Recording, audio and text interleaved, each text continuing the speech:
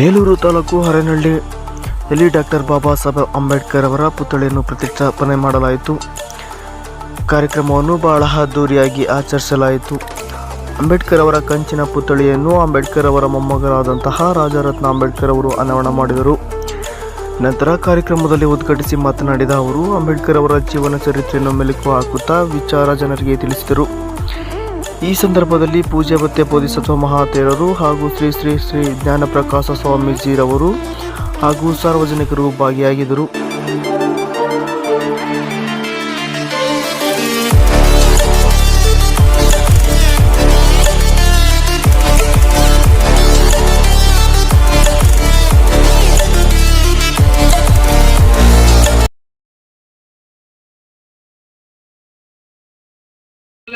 ಯಾವುದೇ ಜಾತಿ ವರ್ಣ ವರ್ಗದ ಆಧಾರದಲ್ಲಿ ಯಾವುದೇ ಗಲಾಟೆಗಳು ಗದ್ದಲಗಳು ನಡೆದೇ ಇರತಕ್ಕಂತಹ ಸಾಮರಸ್ಯದ ಜಾಗ ಇದು ಅಂತೇಳಿ ನಾನು ಬಂದಿದ್ದೇನೆ. ಎಲ್ಲರೂ ಖಂಡಿತ ಬರ್ತಾ ಇರಲಿಲ್ಲ, ಯಾಕೆಂದ್ರೆ ಬೇರೆ ಬೇರೆ ಕೆಲಸಗಳು ಬಹಳಷ್ಟು ಇವೆ.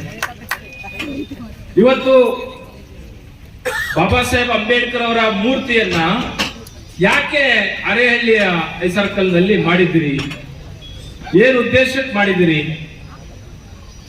ಇದನ್ನ ಬಹಳ ಸ್ಪಷ್ಟವಾಗಿ ತಿಳ್ಕೋಬೇಕು ನೀವು. ಅಂಬೇಡ್ಕರ್ ಮೂರ್ತಿಗಳು ಘಟನೆ ಅದು 1927 ಚೌದಾರ್ಕೆರೆ ಪ್ರಕರಣದ ಸಂದರ್ಭದಲ್ಲಿ ಆಗ್ತಕ್ಕಂಥ ಘಟನೆ ಅದು. ತನ್ನ ಸ್ವಂತ ಮಗನ ಸಾವಿಗೆ ಬಿಳಿ ಬಟ್ಟೆ ತರಕ್ ದುಡ್ಡಿಲ್ಲ, ಆದ್ರೆ ಇವತ್ತು ಅರೇಹಳ್ಳಿಯಲ್ಲಿ ನಾವು ಅಂಬೇಡ್ಕರ್ ಮೂರ್ತಿಯನ್ನ ಅನಾವರಣ ಮಾಡಿದ್ದೇವೆ. ಆ ಮೂರ್ತಿ ನಮ್ಗೆ ಏನ್ ಹೇಳುತ್ತೆ ಅಂದ್ರೆ, ನನ್ನ ಮಗನ ಮೇಲೆ ಬಟ್ಟೆ ಇರಲಿಲ್ಲ, ಆದ್ರೆ ಮುಂದೆ ಬರ್ತಕ್ಕಂಥ ಪ್ರತಿಯೊಬ್ಬ ಭಾರತೀಯ, ಪ್ರತಿಯೊಬ್ಬ ಶೋಷಿತ ವರ್ಗದವನು ಬೂಟು ಶೂಟು ಕೋಟಲೆ ಇರಬೇಕು ಅಂತಕ್ಕಂಥದ್ದನ್ನ ನಾನು ಇಷ್ಟಪಡ್ತಾ ಇದ್ದೇನೆ ಅಂತ ಹೇಳಿ ಆ ಸಂವಿಧಾನದಲ್ಲಿ ಪ್ರತಿಯೊಬ್ಬರಿಗೂ boot suit note coat TP ZP MP MLA MLC ಎಲ್ಲ ಹಕ್ಕುಗಳನ್ನ ಕೊಟ್ಟು ಇವತ್ತು ನಮ್ಮ ಸರ್ಕಲ್ ನಲ್ಲಿ ಒಂದು ಮೂರ್ತಿ, ಅವರ ಮೂರ್ತಿಯನ್ನು ನಾವು ಪ್ರತಿಷ್ಠಾಪನೆ ಮಾಡಿದ್ದೇವೆ. ಇವತ್ತು ದೇಶ ವಿದೇಶಗಳಲ್ಲಿ ಅಂಬೇಡ್ಕರ್ ಮೂರ್ತಿಗಳು ಕೇವಲ ಕಲ್ಲಿನ ಮೂರ್ತಿಗಳು, ಕಂಚಿನ ಮೂರ್ತಿಗಳಲ್ಲ, ಜೀವಂತ ಮೂರ್ತಿಗಳು. ಆ ಮೂರ್ತಿಗೆ ಜೀವ ಇದೆ. Ambedkar statue is living statue, non living statue. ಜೀವ ಇರ್ತಕ್ಕಂಥ ಸ್ಟ್ಯಾಚ್ಯೂ ಅದು. ಹೆಂಗೆ ಜೀವ ಇದೆ ಅಂದ್ರೆ ಯಾರು ಮುಟ್ಟಕ್ಕೆ ಸಾಧ್ಯ ಇಲ್ಲ ಅಂತಹ ಮೂರ್ತಿಯನ್ನು ಇವತ್ತು ಅರೇಹಳ್ಳಿಯಲ್ಲಿ ಸ್ಥಾಪನೆ ಮಾಡಿದ್ದೀರಿ. ಅದು ಯಾರ ಮೂರ್ತಿ ಅದು ಅಂತ ಅಂದ್ರೆ ನೀವು ಅರ್ಥ ಮಾಡ್ಕೋಬೇಕು. ರಮಾಬಾಯಿಗೆ ಅವರು ಪತ್ರದಲ್ಲಿ ಬರೀತಾರೆ, ರಮಾ, ನಾನು ಲಂಡನ್ಗೆ ಬಂದಿರೋದು ಮೋಜು ಮಸ್ತಿ ಮಾಡ್ಲಿಕ್ಕಲ್ಲ ರಮಾ, ನಾನು ಲಂಡನ್ಗೆ ಬಂದಿರೋದು ನನ್ನ ಜನ ನಾಯಿ ನರಿ ಹಂದಿಗಳ ರೀತಿಯಲ್ಲಿ ಊರಿಂದ ಆಚೆ ಇದ್ದಾರೆ ರಮಾ, ನಮ್ಮ ಜನ ನಾಯಿಗಳು ಕೆರೆಯಲ್ಲಿ ನೀರು ಕುಡಿತವೆ, ನನ್ನ ಜನ ನೀರು ಮುಟ್ಟಂಗಿಲ್ಲ ರಮಾ, ನನ್ನ ಜನ ಊರಿನಲ್ಲಿ ಹಂದಿಗಳು ಹೆಂಗಿದ್ದಾವೋ, ಕೋಳಿ ಫಾರಂನಲ್ಲಿ ಕೋಳಿಗಳು ಹೆಂಗೆ ಸಾಯ್ತಾವೋ, ಹಾಗೆ ನನ್ನ ಜನ ಸ್ತಂಭಲ್ಲಿ ಹುಟ್ಟಿ ಸ್ತಂಭಲ್ಲಿ ಸಾಯ್ತಾ ಇದ್ದಾರೆ ರಮಾ, ನನ್ನ ಜನರ ವಿಮೋಚನೆಗೋಸ್ಕರವಾಗಿ 18 ಗಂಟೆಗಳ ಕಾಲ ನನ್ನನ್ನೇ ನಾನು ಜ್ಞಾನದ ಕುಣದಲ್ಲಿ ದಹಿಸಿಕೊಂಡು 2 ಪೀಸ್ ಬ್ರೆಡ್ ಅನ್ನ ತಿಂದು ಬದುಕಿದ್ದೀನಿ ರಮಾ ಅಂತಕ್ಕಂತಹ ಮಹಾನ್ ದೊಡ್ಡ ತ್ಯಾಗಿಯ ಸ್ಟ್ಯಾಚ್ಯೂ ಇವತ್ತು ಅರೇಹಳ್ಳಿಯಲ್ಲಿ ಬಂದು ನಿಂತಿದೆ. ನೀವು ರಸ್ತೆಯಲ್ಲಿ ತಿರುಗಾಡ್ಬೇಕಾದ್ರೆ, ಹೋಗ್ಬೇಕಾದ್ರೆ, ಬರ್ಬೇಕಾದ್ರೆ ನೆನೆಸ್ಕೊಳ್ಳಿ, ಇವತ್ತು ಬೂಟು ಶೂಟು ಕೋಟು ಬಿರಿಯಾನಿ ಕೆಲವರು ಬಾಟ್ಲುಗಳು ಎಲ್ಲನೂ ಓಪನ್ ಮಾಡ್ತಾ ಇದ್ದೀರಲ್ಲ, ಅವರು 2 ಪೀಸ್ ಬ್ರೆಡ್ ಅನ್ನ ತಿಂದು ನಿಮಗೋಸ್ಕರವಾಗಿ ತನ್ನ ಇಡೀ ಜೀವನ ತ್ಯಾಗ ಮಾಡಿದ್ದಾರೆ. ಇದು ಯಾರ ಸ್ಟ್ಯಾಚ್ಯೂ, ಯಾಕೋಸ್ಕರ ಅರೇಹಳ್ಳಿಯನ್ನ ಬಿಟ್ಟಿದ್ದೀವಿ ಅಂದ್ರೆ ಸಾಹೇಬರು ಮಾತಾಡ್ತಾ ಹೇಳ್ತಾ ಇದ್ರು, ಯಾವ ಅಂಬೇಡ್ಕರ್ ಸ್ಟ್ಯಾಚ್ಯೂ ಬಂದು ಆ ಊರಲ್ಲಿ, ಹೋಬಳಿಯಲ್ಲಿ, ತಾಲೂಕಿನಲ್ಲಿ, ಜಿಲ್ಲೆಯಲ್ಲಿ, ರಾಜ್ಯದಲ್ಲಿ ಹೆಡ್ ಕ್ವಾರ್ಟರ್ಸ್ ಅಲ್ಲಿ ಇರ್ತದೋ ಅಲ್ಲಿ ನನ್ನ ಜನ ಸಂವಿಧಾನವನ್ನ ಜಾರಿ ಮಾಡೋ ಜಾಗದಲ್ಲಿ ಹೋಗಿ ಕೂತ್ಕೋಬೇಕು ಅಂತಕ್ಕಂತ ಸಂದೇಶ ಕೊಡೋ ಸ್ಟ್ಯಾಚ್ಯೂ ಯಾವ್ದಾದ್ರು ಇದ್ರೆ ಅದು ಡಾಕ್ಟರ್ ಬಾಬಾ ಸಾಹೇಬ್ अंबेडकर स्टैच्यू। वहां पर गए और बाबा साहब की एक आराम कुर्सी हुआ करती थी। कुर्सी पता है ना आप सबको? कुर्सी पता है। कुर्सी पर बाबा साहब अंबेडकर अपनी कुर्सी पर बैठे, अपनी आंख बंद कर ली और आंख बंद करने के बाद थोड़ी देर में उनके आंखों से आंसू बहने लग गए।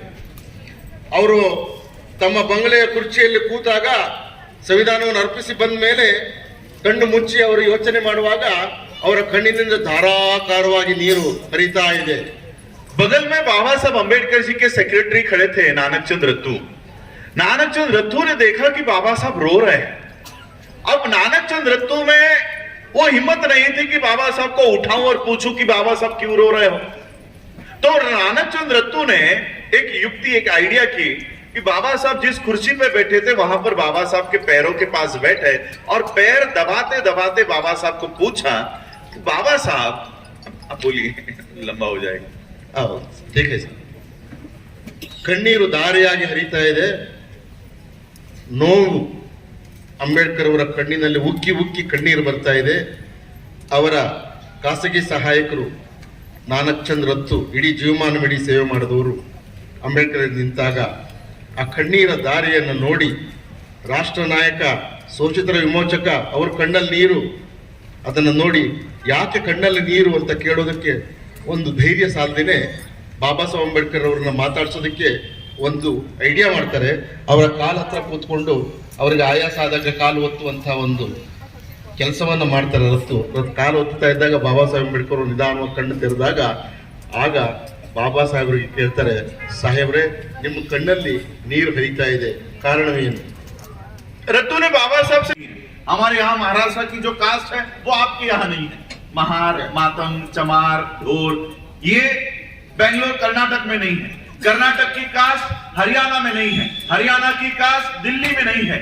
अगर कास्ट को लेकर चलोगे तो गली के बाहर कुत्ता भी नहीं पूछेगा. ಈ ಒಂದು ಭಾರತ ದೇಶದಲ್ಲಿ ಏನು ಸುಮಾರು ಸಾವಿರಾರು ಜಾತಿಗಳಿದಾವೆ. ಈ ಪರಿಶಿಷ್ಟ ಜಾತಿಗಳನ್ನು ಕೂಡ ಮಹಾರಾಷ್ಟ್ರದಲ್ಲಿ ಮಹಾರ್ ಮಾಂಗ್ ಅಂತ ಕರಿತೀವಿ, ನೀವು ಕರ್ನಾಟಕದಲ್ಲಿ ವಲಯ ಮಾದಿಗ ಅಂತ ಕರಿತೀರಿ, ಹೀಗೆ ಹರಿಯಾಣದಲ್ಲೇ ಒಂದು ಜಾತಿಯ ಹೆಸರು, ಹೀಗೆ ನೂರಾರು ಜಾತಿಯ ಹೆಸರುಗಳಲ್ಲಿ ನೀವು ಗುರುತಿಸ್ತಾ ಹೋದ್ರೆ, ಈ ಜಾತಿಯ ಹೆಸರಿನಲ್ಲಿ ಗುರುತಿಸ್ತಾ ಹೋದ್ರೆ ನಮ್ಮನ್ನ ಈ ಒಂದು ಜಾತಿಯ ಪರಿಧಿಯಿಂದ ಆಚೆಗೆ ನಾವು ಬೆಳೆಯೋದಕ್ಕೆ ಸಾಧ್ಯ ಇಲ್ಲ. ಜಾತಿ ಪರಿಧಿಯನ್ನ ಬಿಡಬೇಕು.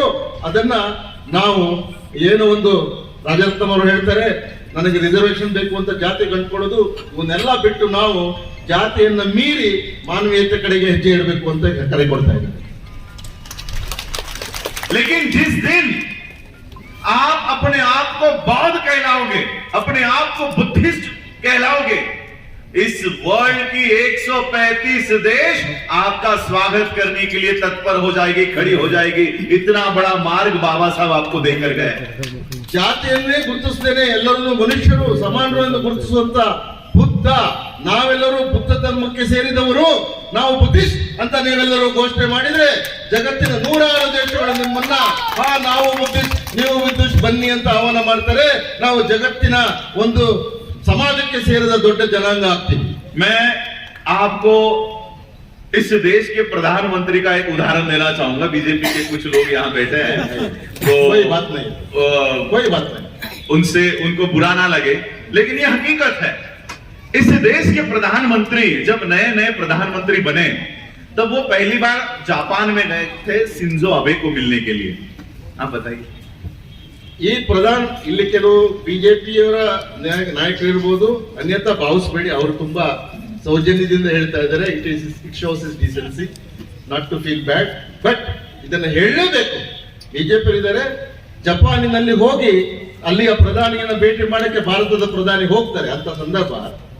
तो प्रधानमंत्री ने सोचा कि जापान में जा रहे हैं, उनके प्रेसिडेंट को मिलने वाला है, तो भारत से हम हिंदू धर्म का प्रचार करने के लिए गीता लेकर उनको जाएंगे और उनको भेंट देंगे. ಈ ಭಾರತದ ಪ್ರಧಾನಿಗಳು ಒಂದು ಹೆಮ್ಮೆ ಅನ್ಕೊಂಡ್ಬಿಡ್ತಾರೆ, ಭಾರತದ ಹಿಂದೂ ಧರ್ಮದ ಒಂದು ಭಗವದ್ಗೀತೆಯನ್ನ ಭಾರತದ ಪ್ರತೀಕ ಅನ್ನುವಂತೆ ಈ ಬೇರೆ ದೇಶಗಳಿಗೆ ಹೋದಾಗ ಭಗವದ್ಗೀತೆಯನ್ನ ಕೊಡ್ಲಿಕ್ಕೆ ಆ ದೇಶದ ಪ್ರಧಾನಿಗೆ ಹೋಗ್ತಾರೆ. और फिर वो जापान जाने के बाद उन्होंने शिंजो अबे को गीता भेंट दी. गीता भेंट देने के बाद शिंजो अबे ने पूरा जापान उनको घुमा के दिखाया, वहां की इकोनॉमी दिखाई, वहां का आईटी सेक्टर दिखाया, वहां की बुलेट ट्रेन दिखाई.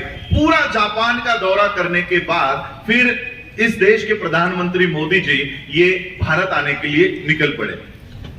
ಭಾರತದ ಪ್ರಧಾನಿ ನರೇಂದ್ರ ಮೋದಿ ಅವರು ಜಪಾನ್ಗೆ ಹೋದಾಗ ಅಲ್ಲಿಯ ಪ್ರಧಾನಿ ಶಿಂಜೋ ಅಬೆ ಅವರು ಇಡೀ ಜಪಾನ್ ನಲ್ಲಿರುವಂತಹ ಅಭಿವೃದ್ಧಿಯನ್ನ, ಆರ್ಥಿಕ ಅಭಿವೃದ್ಧಿಯನ್ನ, ಏನು